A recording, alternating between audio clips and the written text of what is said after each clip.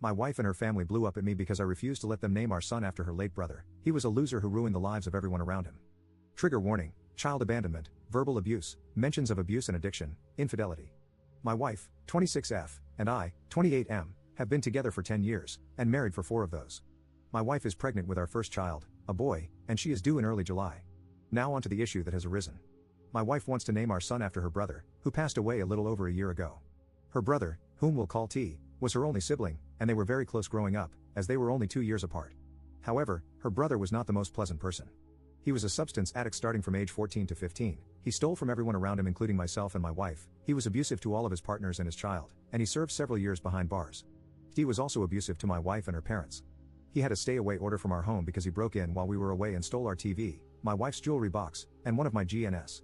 T passed away last year in April from a substance overdose, and it deeply affected my wife.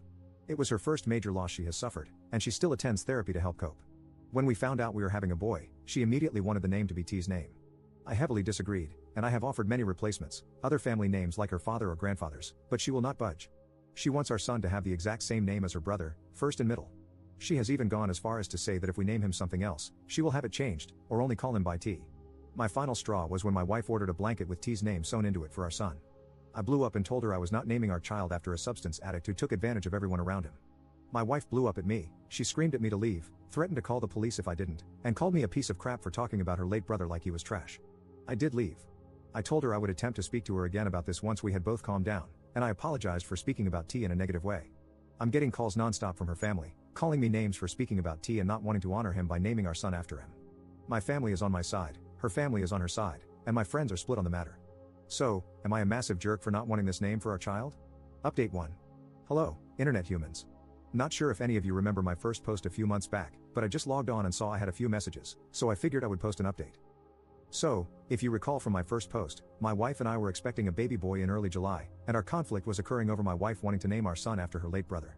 We got into a huge fight, some names were called, and threats were made, which led me to this subreddit to ask for advice and opinions from internet strangers. Well, a week after the post, I sat down with my wife, and we had a very long and difficult conversation. She broke down and admitted she was struggling more than she let on with the loss of her brother, and she told me she felt uncomfortable talking to me about it due to my feelings towards him and how he lived his life. I was devastated, to say the least. I have never felt like such a horrible partner. I was selfish, I failed to see him as anything more than his mistakes, and I failed to support my wife through his passing. It was a long talk with lots of tears, and we both agreed to be more open in the future and less judgmental. We started attending therapy together less than 2 weeks after that, and we have been going ever since once a week. It was rough at first, but it has helped tremendously in dealing with the bumps in the road of marriage. As for our son, we came to an agreement on a name after lots of long discussions, a first name we both adored and her brother's middle name, just spelled differently. It was a good compromise for both of us, and it was my son's own name that no one before him had carried. We were both happy. Then, on July 3, 2022, my wife delivered a beautiful, healthy baby girl. To say that we were shocked would be an understatement. My daughter came home the next day, and since then I have still been in awe of how we created something so perfect.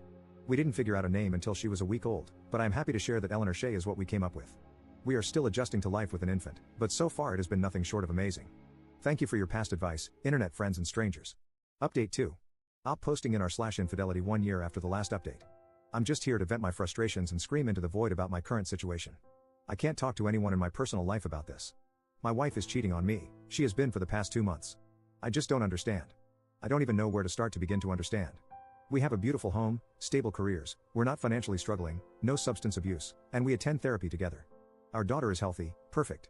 Our 6-year wedding anniversary is 3 months from tomorrow. We've been together for 11 years. I have spent the last 2 days examining everything about us under a microscope, trying to find when it went wrong. Where did I go wrong? When did she become unhappy? When did this life, our life, become unsatisfactory for her? For her to step outside of our marriage with some random guy she met on Facebook? For her to throw our family away? I just don't understand. I found out on Monday, completely by chance. My daughter's tablet was out of charge, so I grabbed my wife's iPad so she could watch her nighttime videos and go to sleep. My wife isn't home right now, she's on a trip and won't be back for another 4 days. I keep hearing message notifications dinging on her iPad while my daughter has it, so I took it to turn it on silent, only to see a man's name I didn't recognize with a little winky face next to it. I went through everything. They've done it all, met up, spent the night together, went on dates, they even have a romantic cruise planned for next month. The same cruise she told me was a bachelorette trip with one of her friends. All of these outings that I encouraged. She told me they were with friends, and I encouraged her. I was so proud she was getting out there and becoming more social, since she expressed motherhood made her feel like a recluse. And after digging a little deeper, All of these new friends she's been out with don't even exist. All lies. They are characters she's created to continue her relationship with this man. I feel like a complete and total idiot. I never second-guessed a lie she fed me. I gave her my 100% trust.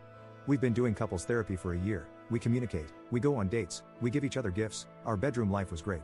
I never, not even for a second, would have suspected this. I don't know how to confront her with this. I don't want this. I don't want to split up our home. But I know that this isn't something therapy can fix. I know myself well enough to know I'll never be able to trust her again. Do I just let go? Let her go be with this man who clearly makes her happier than I can? My entire existence is intertwined with her. How do I even begin to untangle that and separate? I have 4 more days to sit and overthink this. I genuinely don't know what to do. Update 3. I posted here almost a month ago, venting my frustrations about discovering my wife's affair, and I received a magnitude of comments and messages filled with advice and kind words. For that, I thank everyone who took the time to comment or write to me, and I'm sorry for anyone who related to my situation. I'm here with somewhat of an update, but mostly more venting. My life is upside down, and it feels good to get it all out somewhere. After making my post, I took the advice of everyone and gathered up all evidence and contacted lawyers in my area. I found a really great one and went ahead and started on divorce papers before my wife got home. I also got tested for any STIs and told my parents and best friend about the situation. I took my daughter to my parents so I could have the alone time to mentally prepare myself to face my wife with this discovery. I rage cleaned a lot and cried a lot those last 2 days before she got back. I packed some of her stuff, but then unpacked it and cried more. I had planned to lay out all the screenshots along with divorce papers on our dining room table and just sit and wait for her, but I didn't get the chance to do that. She was supposed to get home later in the afternoon on Sunday, but she ended up getting back around 6:30 that morning. She didn't call or text in hopes of surprising me. I was up drinking coffee, and, you guessed it, crying, when she walked into the house. I didn't greet her, I just went and got the folders of evidence and divorce papers and gave them to her. I don't remember anything she said that day, but I just said I knew, I wanted a divorce, and I would keep the house as it was in my name solely. It hurt a lot. I wanted to hug her, but also scream at her. There were lots of tears from her and lots of yelling at me. I didn't say anything. I told her we could discuss it at length with lawyers present once she accepted the situation and calmed down. I think someone called it gray wall in the comments of my last post. Not entirely sure, but I tried my best to do that and not show emotion or argue with her. It was really hard, the hardest thing I hope I'll ever have to do. She betrayed me, but I still felt awful making her cry. She left that day with some clothes and personal belongings and went to her parents' place, and my parents and best friend came to stay with me and my daughter. I had my lawyer arrange a meeting between us to discuss custody, belongings, money, and everything else that following Tuesday.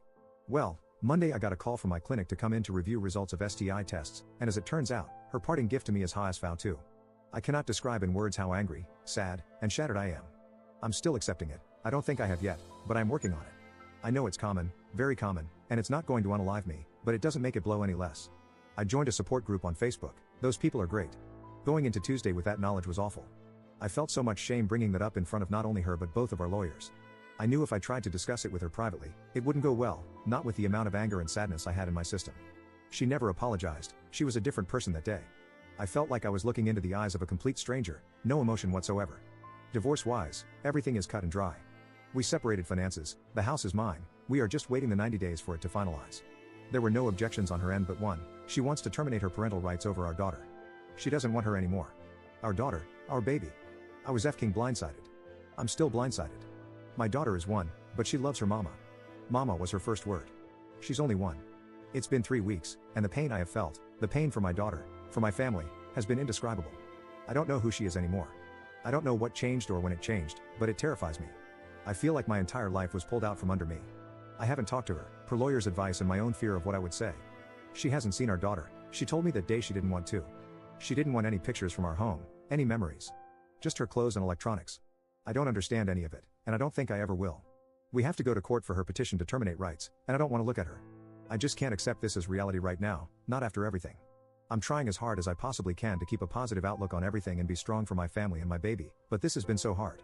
I hope a year from now I can look back and say I survived that, but right now it feels impossible to even see next week. I'm not suicidal, so don't take it as that. I'm just emotionally, mentally, and physically demolished. Absolutely demolished. Update 4. Hi there, to anyone who has messaged me and to all the people who have left loads of comments regarding my past venting on this account, apologies first off. I genuinely kinda forgot I had it. I'm not much of a Reddit guy, but I've been getting into TikTok lately and saw a video about a super depressing Reddit story, which reminded me of my own super depressing Reddit story lol. It's been around 8ish months since I posted here about my upside down situation, and a lot of people messaged me in that time wanting to know how I was and what unfolded. I really appreciate you strangers for all the kind messages. It genuinely means a lot, and I'm sorry I haven't replied or anything. My life has been such a whirlwind these past few months. It's hard to believe that was that long ago. To sum up the sad stuff, First off, my divorce was finalized without any hiccups or holdups. I'm still in the works of trying to sell our old house, but in the meantime, we moved to a new state. My ex is still in the process of petitioning for termination of parental rights. I've only seen her 3 times since moving, and it has been to fly out for court. I was granted temporary full custody in the process, per her request and suggestion, and she was not mandated any visitation and has denied any offer of it. She has not seen my daughter in 7 months, she has requested not to. I don't know what else she's been up to or if she is still with her boyfriend or not. Since the divorce, it has been in the best interest of my mental health to keep the contact as minimal as possible, and she has done the same. I have offered many chances for her to visit with my daughter, whether it be via video call or flying out, and before we moved, I asked weekly, but it was always a no. Her parents still video call with my daughter, and we're hoping they can fly out over the summer and spend some time with her. They've been cut off by my ex as well. I'm not sure what changed, but I can't change it back, and I am accepting it mostly. I wish her well in all future endeavors. Now for the happy stuff that has happened. Firstly, I am a proud Arizonan now. I never saw myself moving here, but we have loved it so far. My parents packed up and came with us, and I don't think I've ever seen them so happy. My daughter is doing amazing. She will be 2 years old in July, and she is the smartest, funniest toddler I've ever met. She knows her ABCs, can count to 20 without help, loves animals and bugs especially. She thinks farts and a cow mooing are the definition of comedy, and she doesn't know, but she has been my biggest motivator to heal from this whole ordeal and be my best self. Like I genuinely don't know how I helped make such an awesome kid. The more her personality grows, the more in awe I am of just how cool she is. I could talk for days about her, so I'll cap it here before this ends up being a Harry Potter length post lol.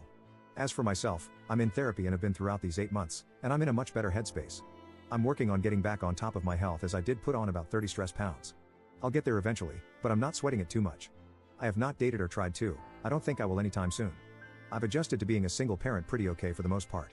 I credit that to my family and friends more than anything because they have been a huge support system throughout this. There are still really hard moments that have happened, and I know there are more to come, but I will roll with it just as I have this and hope to come out on top. This is not the end of the world for me even if it feels or felt like it in the moment. The sun will rise tomorrow, birds will chirp, and all will be well. Thanks to my therapist for that, those 2 sentences have helped me immensely. Sorry this ended up being so long, I should really pick up journaling. Maybe a blog or something lol. But thank you again to everyone who took the time to give me advice in the hardest time of my life, and thanks again if you read this. I genuinely appreciate it.